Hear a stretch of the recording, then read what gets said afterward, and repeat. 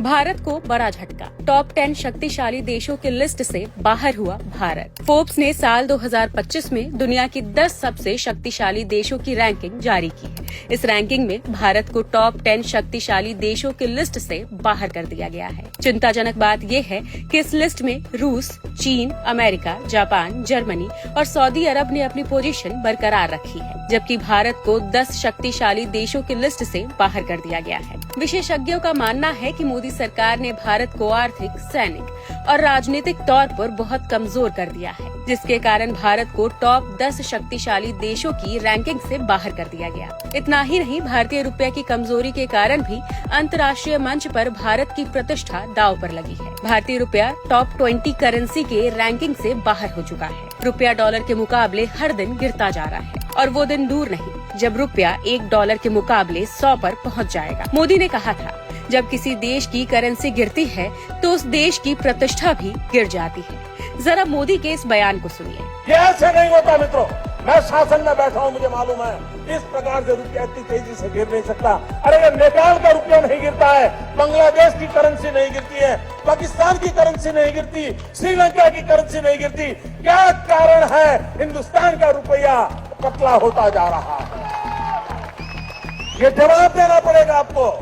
देश आपसे जवाब मांग रहा है। सुन लिया आपने, रुपए के साथ देश का शेयर बाजार भी लगातार गिरता जा रहा है। हर दिन निवेशकों के लाखों करोड़ रुपए डूब रहे हैं। ऐसा लगता है कि देश के अंदर कोई भी चीज मोदी सरकार के कंट्रोल में नहीं है। शिक्षा व्यवस्था चौपट हो चुकी है। देश में बेरोजगारों की फौज तैयार है। गरीबी और भुखमरी में भारत टॉप पर पहुंच चुका है। स्वास्थ्य व्यवस्था तबाह होती जा रही है। कुपोषण का कहर बढ़ता जा रहा है। सही बात यह है कि मोदी सरकार ने देश को हर मोर्चे पर नाकाम बना दिया है। आपको श्री गोपाल नारसन का नमस्कार। डिवाइन मिरर हिंदी चैनल में आपका बहुत बहुत स्वागत है। आइए जान लेते हैं आज की कुछ खास चर्चित खबरें। जैसा कि आप न्यूज़ 24 के सौजन्य से देख रहे थे, भारत दुनिया के 10 सबसे शक्तिशाली देशों की सूची से बाहर हो गया है, जिसे भारत के लिए अच्छा नहीं माना जा रहा है।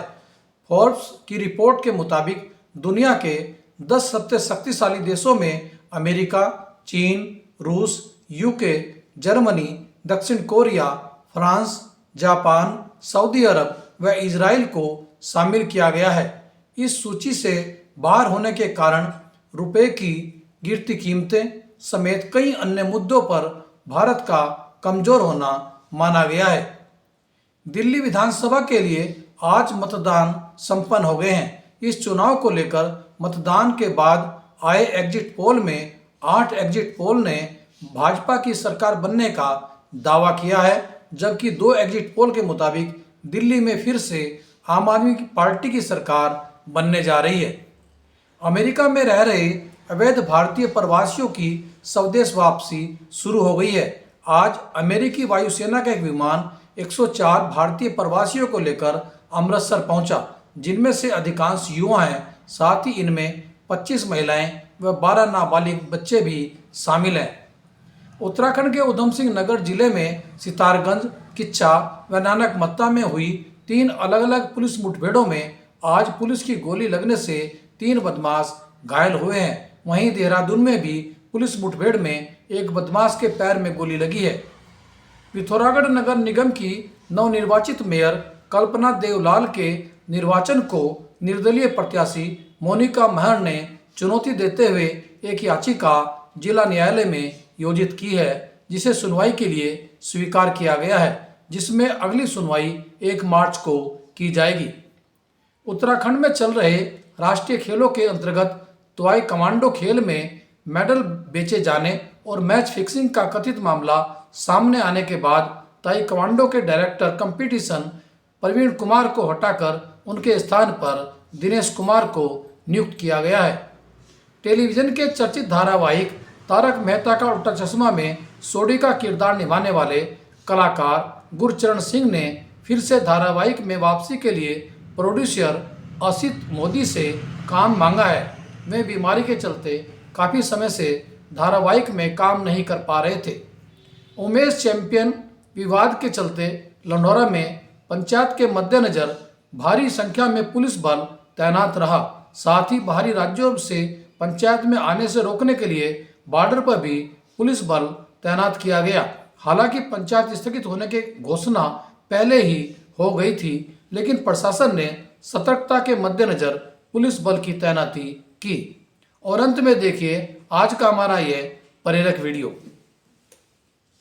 कर्म में अगर लोभ का या मोह का या और कुछ नहीं, गुस्सा आ जाता है, करवा हो जाता है फल। कोई फल करवा मिले ऐसे मुंह कर देंगे। अगर कोई भी हमारे पास लोभ है, मोह है या क्रोध है या अभिमान है, कर्म भले करते हैं पर वो जो विकार भरे हुए है ना अंदर, उसका अपन को भी फल अच्छा नहीं है। तो एक परमात्मा को याद करते हैं, विकर्म विनाश हो जाए, श्रेष्ठ कर्म करने की शक्ति आ जाए, अभी जो कुछ किया क्षमा हो जाए, बस फिर कर्म करते अभिमान ना आए। बहुत अटेंशन।